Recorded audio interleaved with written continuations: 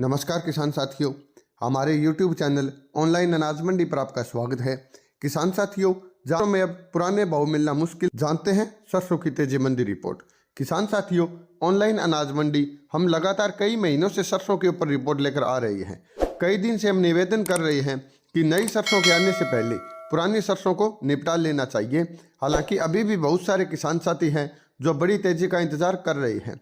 माहौल को देखते हुए अब सरसों में बड़ी तेजी की गुंजाइश कम ही लगती है। हालांकि विदेश में खाद्य तेलों के भाव तेज हो रहे हैं, लेकिन इसके भी बावजूद भी तेल मिलों की मांग कमजोर बनी रहने से घरेलू बाजार में तेजी नहीं बन पा रही है।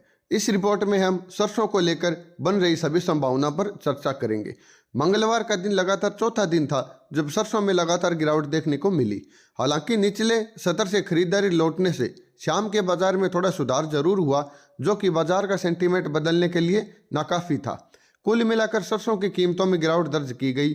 जयपुर में कंडीशन की सरसों के भाव 50 रुपये घटकर 6,625 रुपये प्रति क्विंटल बोले गई। किसान साथियों, जैसा कि हमने बताया था कि बाजार में पाम ऑयल के उत्पादन अनुमान में कमी की खबरों के साथ ही सख्त आपूर्ति की संभावना के कारण मलेशियाई पाम ऑयल वायदा में पाम ऑयल में तेजी देखने को मिली है। दक्षिण प्रायद्वीपीय पाम ऑयल मिलर्स एसोसिएशन ने अनुमान लगाया है कि दिसंबर के दौरान पिछले महीने की तुलना में पाम ऑयल के उत्पादन में 1.68% की कमी आई है। जैसे कि पहले खबर दी गई थी कि इंडोनेशिया घरेलू आपूर्ति सुनिश्चित करने के लिए जनवरी से पाम ऑयल के निर्यात नियमों को कड़ा करेगा। बर्सा मलेशिया डेरिवेटिव्स एक्सचेंज पर मार्च डिलीवरी के लिए बेंचमार्क पाम ऑयल अनुबंध 81 रिंगिट यानी कि 1.94% तेज होकर 4,255 रिंगिट प्रति टन हो गए हैं। घरेलू बाजारों से सरसों में एक ही अच्छी खबर बन रही है, वो यह है कि देश भर की मंडियों में सरसों की दैनिक आवक मंगलवार को घटकर 2 लाख बोरियों की हुई है, जबकि सोमवार को इसकी आवक 2.35 लाख बोरियों की हुई थी। आवक का घटना एक सुखद समाचार हो सकता है। कुल आवकों में से प्रमुख उत्पादक राज्य राजस्थान की मंडियों में 75,000 बोरी की आवक हुई है। विदेशी बाजारों में तेजी के बावजूद घरेलू बाजार सुस्त रहे।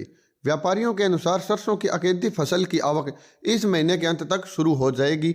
वैसे भी उत्पादक मंडियों में सरसों का बकाया स्टॉक पिछले साल की तुलना से ज़्यादा है।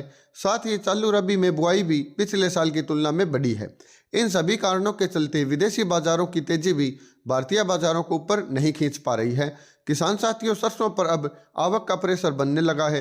सरसों का सीजन शुरू होकर 10 महीने से ऊपर हो चुका है, लेकिन अभी भी सरसों की आवक 2 लाख बैग के ऊपर बनी हुई है। किसानों ने अभी तक बड़ी मात्रा में सरसों को होल्ड किया हुआ है और अब वे नई सरसों के आने से पहले अपना माल निकाल रहे हैं, जिसके कारण बाजार में आवक का प्रेशर बना हुआ है। बाजार में मंगलवार को तेजी की उम्मीद थी, क्योंकि यह खबर थी कि इंडोनेशिया 1 जनवरी से पाम ऑयल के निर्यात नियमों को कड़ा करेगा। इसके अलावा जनवरी से चीन की सीमाएं फिर से खुलने की खबर भी चल रही है, जिससे चीन की आयात मांग बढ़ने का अनुमान है।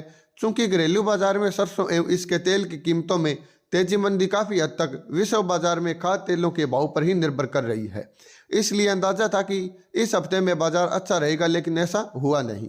ऐसा भी हो सकता है कि आज बाजार में सुधार दिखाई दे। सरसों की चाल को समझना अब मुश्किल हो गया है।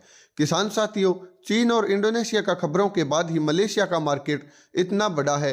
विदेशी बाजारों में अभी और तेजी की गुंजाइश भी बन रही है, लेकिन भारतीय बाजार को देखें तो यह तेजी में विदेशी बाजारों को कम फॉलो कर रहा है, जबकि मंदी में ज़्यादा। ऐसे में यही भारतीय बाजार विदेशी बाजारों की तर्ज पर थोड़ी तेजी दिखाते हैं तो सरसों निकालने की सलाह दी जा सकती है। किसान साथियों, यह थी आज की सरसों की तेजी मंदी रिपोर्ट। अगर आप ऑनलाइन तरीके से किसी भी फसल की तेजी मंदी रिपोर्ट या ताज़ा भाव की जानकारी प्राप्त करना चाहते हैं तो हमारे चैनल को सब्सक्राइब जरूर करें।